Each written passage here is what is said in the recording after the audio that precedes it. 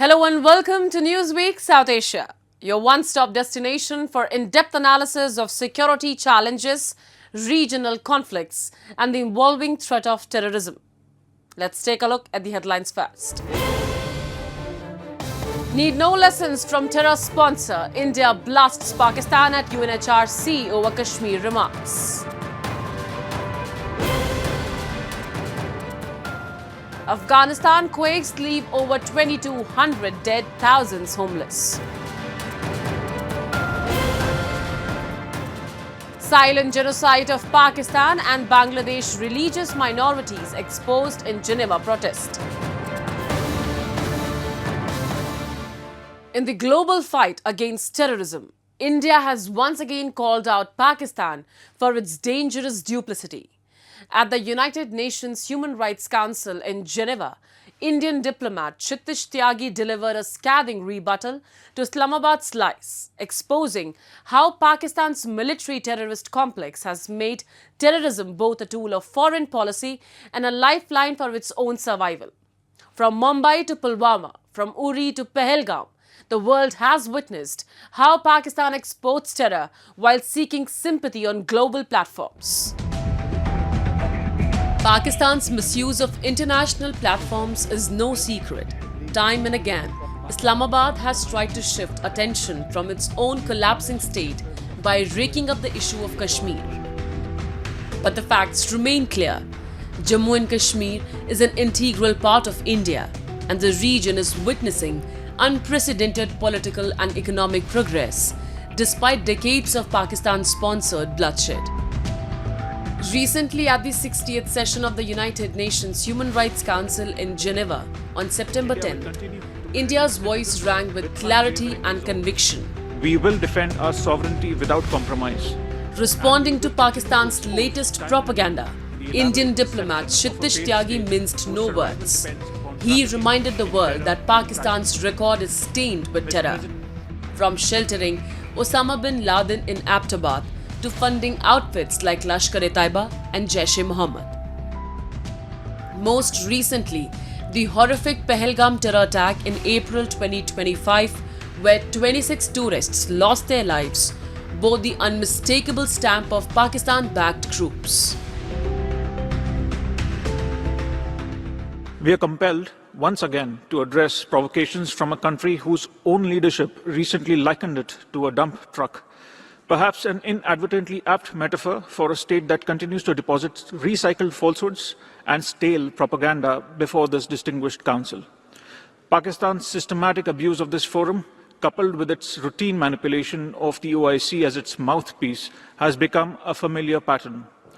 Its pathological fixation on India appears to provide it with existential validation. Yet, we must respond, lest we forget. Lest we forget the carnage of Pahalgam, where Pakistan-sponsored terrorists turned a meadow of joy into a killing field in April this year. Lest we forget 9/11, as the world marks its anniversary tomorrow, even as we witness today the hypocrisy of those who sheltered its mastermind and glorified him as a martyr. Lest we forget Pulwama, Uri, Pathankot, Mumbai. The list is endless, Mr. President. Yet, Pakistan demonstrates the audacity to take the floor today, feigning moral outrage while continuing to finance and shelter the very networks that threaten global security. India's measured but firm response to the Pahalgam massacre was Operation Sindoor, a targeted strike on terrorist camps inside Pakistan and Pakistan-occupied Jammu and Kashmir. It was a reminder that India will not tolerate cross-border terror and will respond decisively to protect its people. Pakistan's global credibility has already been shredded. A country that has run to the International Monetary Fund more than 23 times and spent years on the Financial Action Task Force grey list for terror financing continues to escape accountability. Just weeks ago, on July 18, 2025, the United States designated the Resistance Front, a Lashkar-e-Taiba proxy operating from Pakistani soil, as a foreign terrorist organization. This designation was further proof of what India has said for decades. Pakistan remains the epicenter of terrorism.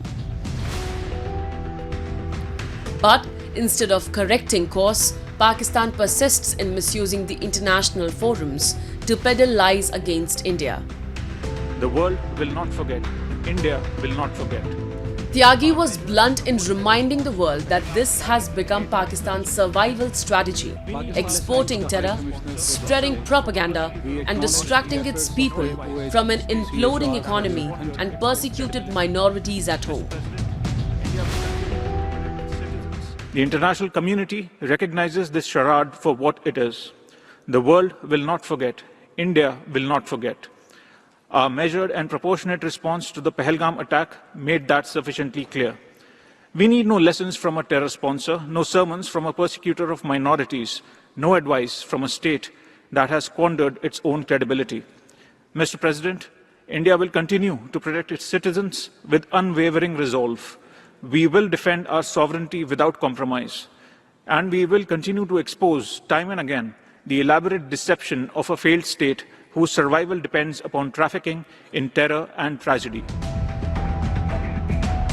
From the 2008 Mumbai attacks that killed over 160 people, to Pulwama in 2019, to the most recent Pahalgam carnage, the list of Pakistan's terror exports is long. What has changed is the global mood. Today, Islamabad stands isolated, exposed not just by India, but by international watchdogs, allies, and its own economic collapse. As India builds peace, prosperity, and stability in Jammu and Kashmir, Pakistan clings to the outdated playbook of terror and propaganda. The world is watching, and the world is no longer fooled.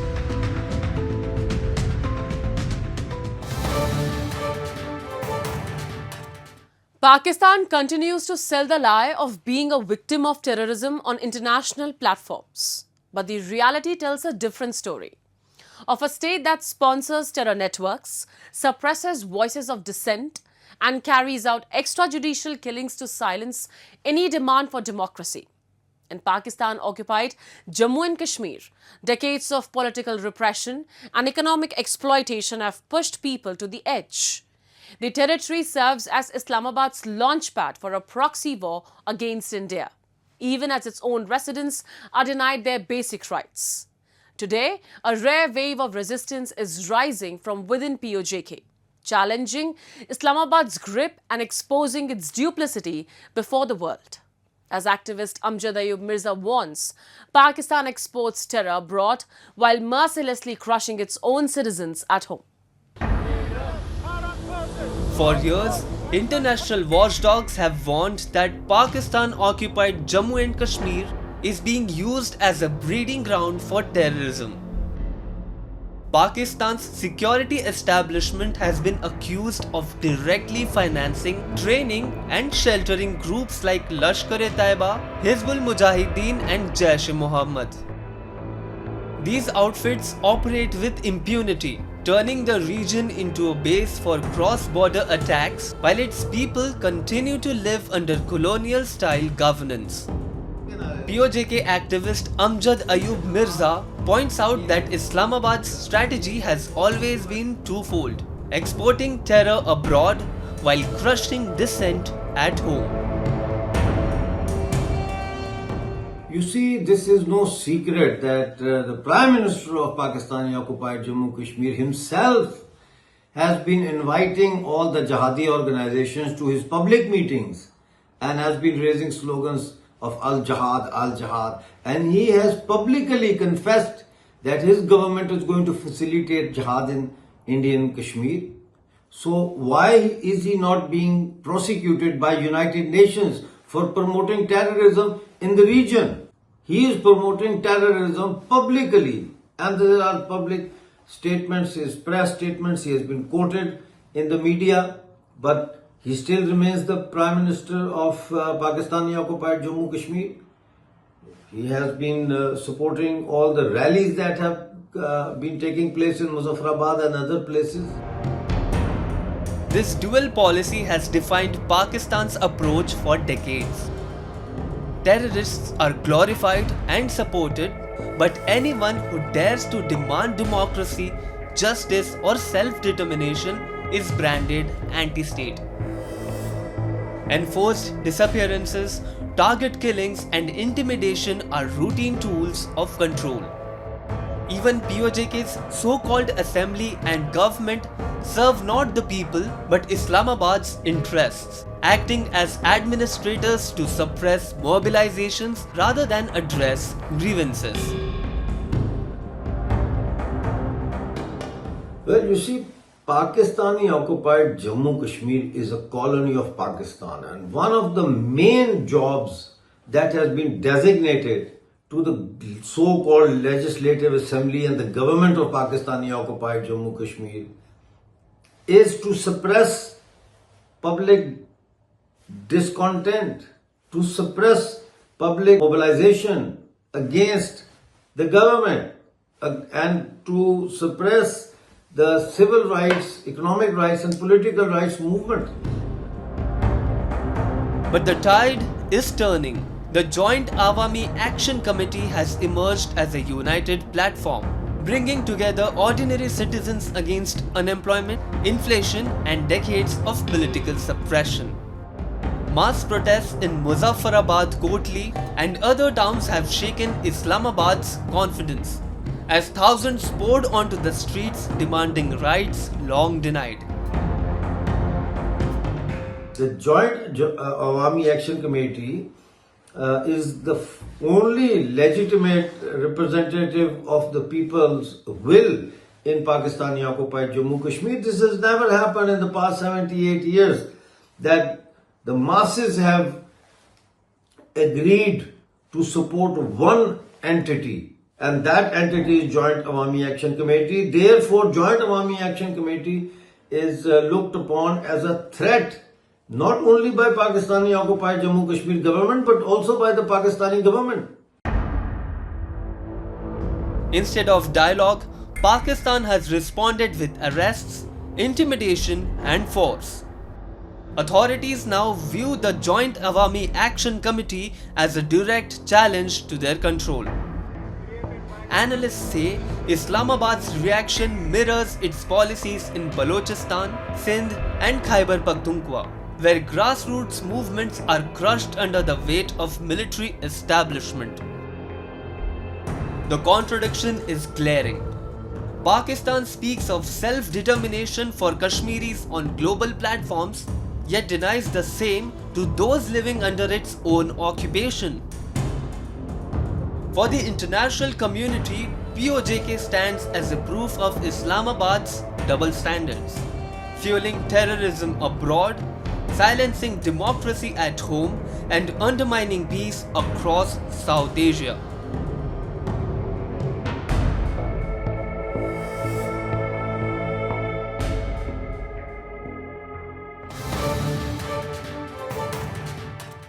Afghanistan has once again been shaken to its core, not just by earthquakes, but by the harsh reality of life under isolation, poverty, and conflict. A series of devastating tremors in the country's east has killed more than 2,000 people and left tens of thousands homeless. As survivors struggle under makeshift tents and the aid response remained painfully slow, the disaster has laid bare how fragile Afghanistan has become in the absence of resources and governance. Just before midnight on August 31st, a magnitude 6 earthquake struck eastern Afghanistan's Kunar and Nangarhar provinces at a shallow depth of just 10 kilometers. Entire villages collapsed within seconds. Families were buried under rubble as mud homes crumbled. Over the next 4 days, 3 more tremors followed, including a magnitude 5.5 on September 2nd and another 5.4 on September 5. The earthquakes have now killed more than 2,200 people, injured nearly 3,640 and displaced tens of thousands. Harsh weather, mountain terrain and damaged roads have slowed rescue efforts, leading survivors to fend for themselves with little outside help. زلزلو زمونږ کورونه ګډوډ کړي دي پوه شولې هر څه ګډوډ هېڅ هم نشته دی کومه بستره ده هغه ډوبه ده کم مال دی هغې باندې مو کوټې راغلي دي ډوب دي چې کم پوه شولې متمانان دي دا پکې شوي دي او چې څه دغه دي پوه شولې دغه ټولې معاملې پوه شو اوس هم تیږې راولېږي پوه شولې هلته موږ وخت نشو تېرولی. For survivors, these scars are not only physical but also psychological. Entire families have been wiped out. Children now wake up crying at the slightest vibration. ویره خو بس چې هسې دلته ګاډی تیر شي بس دا ماشومانان هېرېږي جاړي بس نه کښېني دا اوس غونډه ورځ غېږ کې ګرځومه نه کښېني بس چې لږ دغه وشي بس هېرېږي. In one village, 65 bodies were buried in a single night, with locals digging trenches for mass burials. دولت دې د خطر راویستلو هلته تیږې راغښتلې اوس هم زلزلې دي وطن خوځېږي که نه سهار هم دونه زلزله وشوه دا غرونه ټول داسې راکېناستل پوه شولې زموږ هلته ساعت نه تېرېږي وروره دا زموږ دغه دی پوه شولې اډر دی زموږ هلته وخت نه تېرېږي ځکه چې کوټې هم نشته دی باران ته خو وخت نشو تېرولی او چې د سوري دی نو شهیدان هم شي د شپې په باران ناغی پوه شولې ټول بارانه ووال څو کسانو 15 کسان هم په یو ځای خواره کړي وو یو پاټي کې ملکان د ویستله په هغې کې 15 کسان واچول نور هم زاړه خبرونه نه دي دا هم دغه کړل پوه شو په هغو کې هم دا ډوب کړل. Among those still haunted is a 12-year-old Sadiq who spent hours trapped under the rubble of his destroyed home. Petrified, Sadiq said he called out for his father and neighbors, but no one could reach him. Eventually, after several hours, his uncle and other locals pulled him out from under the rubble of his flattened home. پلار ته مې غږ کړ پلارګر مې نه و تلي وو چغې مې والېسته هغې نه و بیا یو ګاونډي و هغې راله اورېدلي وو هغه ویلې وایي مونږ ځانډه وایي زه در نه رالم بیا چې و چې سبا له مې تره راغی بیا هغه راویستم ملګري سره هغه بیا راویستلم. Like Sadiq, thousands of survivors now live under makeshift tents without clean water, food, or mattresses. Even those tents provide no protection from scorching heat during the day and rainfall at night. تر سرپناه څه شی نشته نه بس نه اسپن شته نه خیمه شته نه دره شته نه د اوبو د کوم پروګرام شته چې موږ کوم ځای نه راوړو دغه تودې اوبه کللی شي ویسک او کلی نه شي بس ناست دي الله درګاه ته او نغدیات هم کومک موږ غواړو زموږ چې کوم مال و هغه ټول د خاورو لاندې شوی دی موږ صرف په یو جوړ جامو کې راکته شوي. Humanitarian workers say Afghanistan is now facing a tragedy within a tragedy. The country was already reeling from poverty, sanctions, droughts, and floods. Now, the earthquakes have added another layer of misery. The World Health Organization has appealed for $4 million to deliver food, medicine, and shelter, but aid remains scarce. Only a handful of Turkish Red Crescent vehicles were seen in Kunar, as much of the international community is reluctant to directly engage with the Taliban administration. The United Nations warns that Afghanistan is being crushed under overlapping crises, economic collapse, climate disasters, mass refugee returns, and now earthquakes. For Afghans, each disaster compounds the next. Afghanistan is experiencing several overlapping crises at the moment. Droughts, return of millions returnees, refugees from Iran and Pakistan, deadly floods, and now we have earthquake. Balev Nev says Afghanistan cannot recover alone.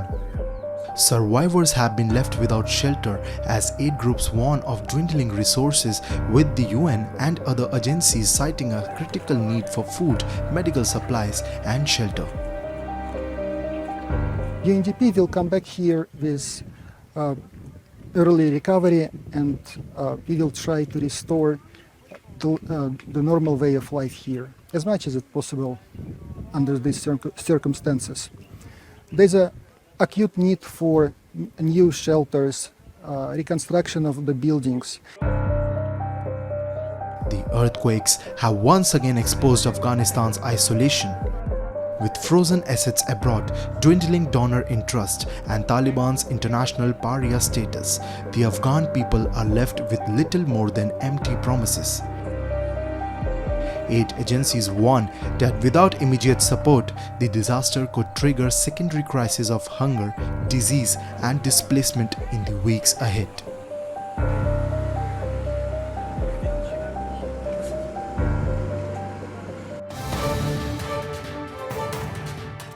In Geneva, the global spotlight fell on Pakistan and Bangladesh's shameful record of minority persecution.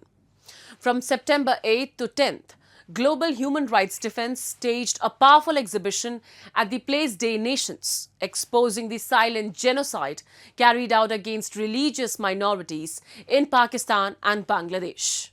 For victims of systematic hate and violence, this was one of the few platforms where their voices were finally heard. Our report. From the 8th to the 10th of September, the Global Human Rights Defense organized a hard-hitting exhibition at the iconic Place des Nations in Geneva. The event focused on the plight of religious minorities in Pakistan and Bangladesh, exposing how systemic discrimination, targeted attacks, and state-backed persecution continue to silence these communities. Through photographs, posters, tactics, and testimonies, the exhibition revealed the depth of suffering faced by Pakistan's Ahmadis, Sindhis, and Baloch, as well as Bangladesh's Hindus, Christians, and Buddhists. This is an exhibition organized by one organization on minorities' rights, and they are raising the voice of the victims of minorities which were not given their rights, and also they were shot dead, or other human rights violations were made against them. In Pakistan, persecution of minorities is not an exception, it is state policy. Ahmadis are legally disenfranchised and branded as non-Muslims, targeted by both mobs and courts alike. Sindhi and Baloch activists regularly fall victim to enforced disappearances, with many never seen again. Pakistan's notorious blasphemy laws are systematically abused, turning accusations into death sentences and ensuring minorities live in permanent fear. I think it's a good initiative to raise the voices of innocent civilians, which are targets of perpetrators, and these kind of laws, like a misuse of the blasphemy laws. So this issue should be raised on that platform, and also the sessions of the United Nations, civil society and international organizations. In Bangladesh, the story is just as grim. Hindu families face forced conversions and targeted killings, Christian churches are vandalized, and Buddhist monasteries desecrated in waves of mob attacks. Homes are tortured, women are abducted, and sacred sites reduced to ashes. Marginalized from politics and denied justice in courts, minorities in Bangladesh are left with little protection from a state that often looks the other way. The exhibition in Geneva drew international visitors, human rights defenders, and civil society actors who condemned both Pakistan and Bangladesh for allowing decades of abuse to continue. Organizers urged the United Nations and global policy makers to hold both governments accountable, stressing that without international action, these silent genocides will only intensify.